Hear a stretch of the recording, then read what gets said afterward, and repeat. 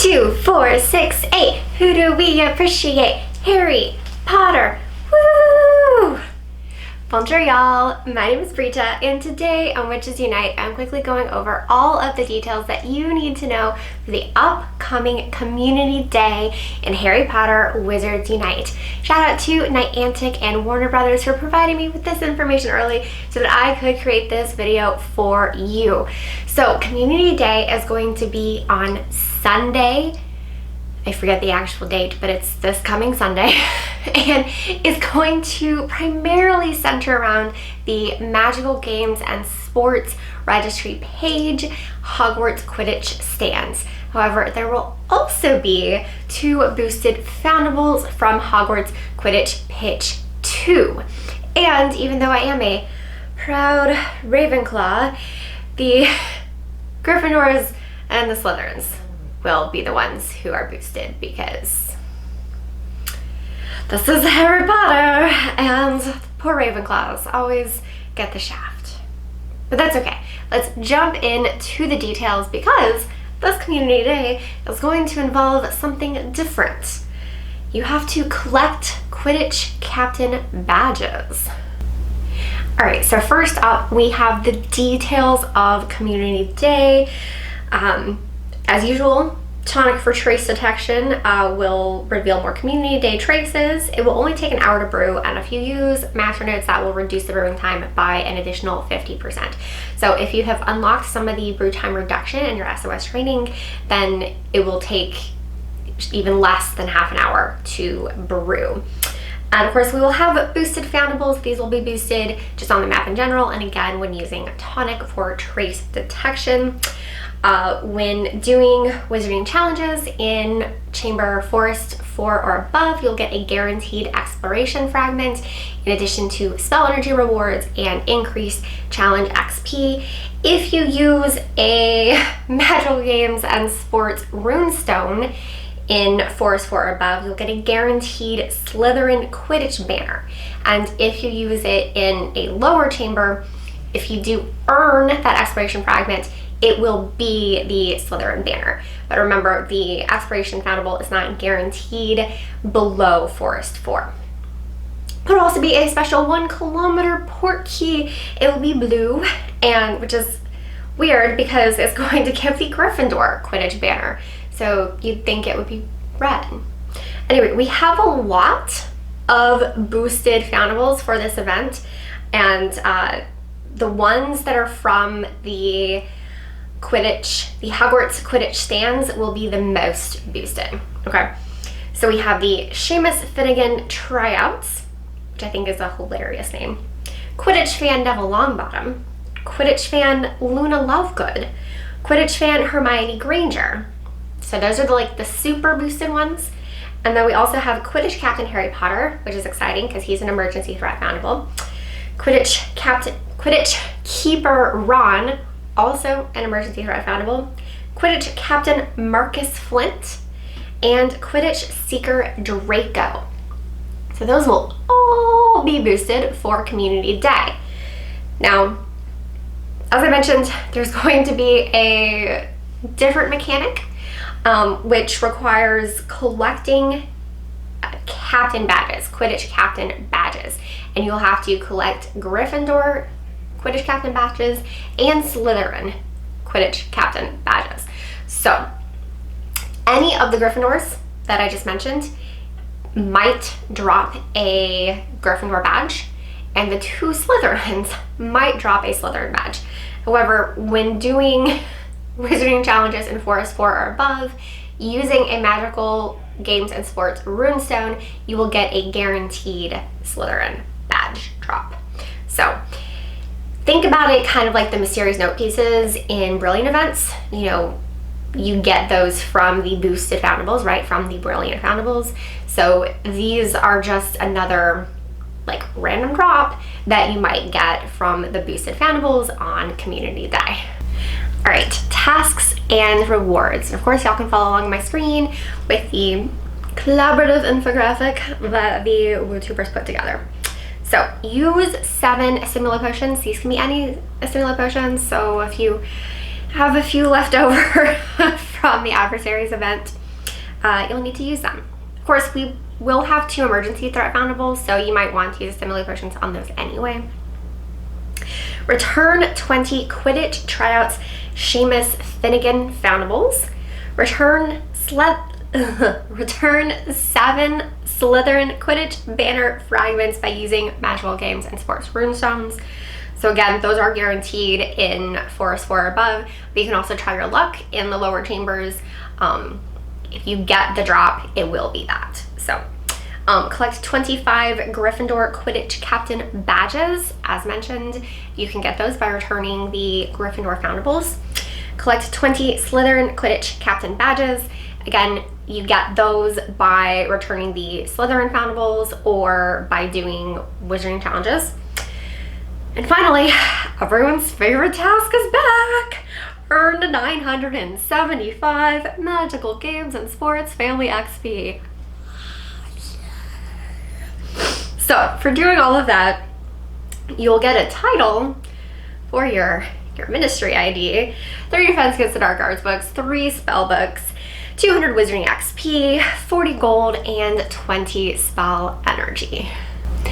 I do have an entire video that goes into detail on how to earn family XP. It talks about the different nodes in SOS training that you'll want to unlock to get more traces out of your tonic for trace detection, to get increased family XP from your trace charm. So I highly recommend that you watch that. It is linked in the card above and the description down below. So that is the in-depth guide on earning family XP. So I have, of course, already done some math for you on how to earn the 975 Magical Games and Sports Family XP. So all of this math is assuming that you're starting on a base frame, because I am here for the least of you. And keep in mind, if you are on a higher frame, yes, you do need to return more foundables in order to place the image, but you receive a lot more family XP for placing the image. So, and these numbers give some wiggle room. So I really do think that this is a path forward for most players. Although I didn't do the math for every single frame because I do have a light feel. Okay, so if you return 24 Quidditch tryouts Seamus Finnegan and place the image twice in your registry, and then you return 18 Quidditch fan Neville Longbottom and place the image twice in your registry, return 18 Quidditch fan Luna Lovegood and place the image twice in your registry, return 10 Quidditch fan Hermione Granger and place the image twice in your registry, return 3 Quidditch captain Harry Potter and place the image once in your registry, return 3 Quidditch keeper Ron and place the image once in your registry, return 3 Quidditch captain Marcus Flint, return 3 Quidditch seeker Draco. So if you do all of that, including the placing in your registry, again, this is assuming you're starting with a base frame, you'll earn 1,097 Magical Games and Sports Family XP. So that's more than you need in order to complete the task of the 975 XP. And I came up with these numbers based on the fact that the first 4 foundables will be more boosted than the other 4 foundables. And also with the understanding that you might not be able to get enough of the Slytherins in order to place them, and I'm hoping that because Harry and Ron are emergencies, so you only need 3 to place them on a base frame, that you could still get 3 in order to place them. So that's kind of how I put this together. It is obviously making a lot of assumptions. It's kind of what you do with math and advice and everything. But, you know, this doesn't even account for earning family XP when doing wizarding challenges. So that's a completely other way to earn family XP, because for every wizarding challenge that you do in Forest 4 or above with the guaranteed fragment, you'll get 10 additional family XP. And of course, any in the lower chambers that you do, if you get that Slytherin banner fragment, you will get 10 family XP for doing that. So, oh, and Trace Charm. Remember, if you use a Trace Charm on Harry Potter or use a Trace Charm on Ron Weasley, which I highly recommend, definitely save your Trace Charms for either of them. You know, if you need like a lot of Dracos, then you might want to use her Trace Charm on him. Same with Hermione. If you haven't seen Quidditch fan Hermione in like forever, you might want to use her Trace Charm on her. So you'll get even more family XP from those traces when using your Trace Charm. And I didn't use any of that in those calculations because I'm assuming, again, that is the path forward for new players. And the path forward is going to be even easier if you're like me and you've been playing daily since the game came out. So I will definitely be using my Trace Charm strategically. I'll be using my boosted tonic for trace detection to get lots of event traces in the first place. All of these will help you. Now, I also have advice for preparing for Community Day.